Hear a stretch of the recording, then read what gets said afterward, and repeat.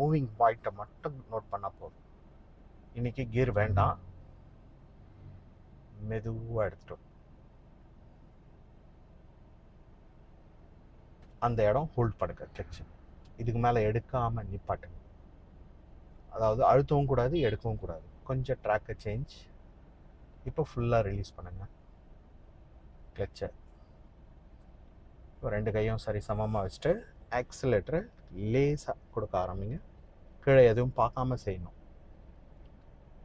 கொடுங்க. அப்படியே அந்த வேகத்தை கூட்டிகிட்டே வாங்க.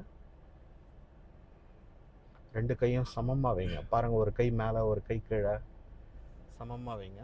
ஸ்பீடை கொடுங்க. இன்னும் கொஞ்சம், இன்னும் கொஞ்சம். Ready, slow clutch. வேகமாக அழுத்தணும். நீங்கள் அழுத்தினது ஸ்லோ. கிளட்சை எடுங்க, ஸ்லோவாக எடுக்கணும். எடுக்கும்போது தான் ஸ்லோ, மெரிக்கும் போது வேகமாக. நல்லா ஞாபகம் வச்சுக்கோங்க. இப்போ ஸ்பீட் கொடுங்க. ஏன் தயக்கத்தோடு இருக்கிற மாதிரி இருக்கு? போல்டாக செய்யுங்க, போகலாம். ஏதாவது டவுட் இருக்கா? இல்லை இல்லை சார். போகலாம். 2 லைனுக்கும் நடுவில் கரெக்டாக தான் போய்ட்டுருக்கு. ஆனால் அந்த இடது கை தான் கை தூக்கி தூக்கி மேலே வச்சு இழுக்கிறீங்க.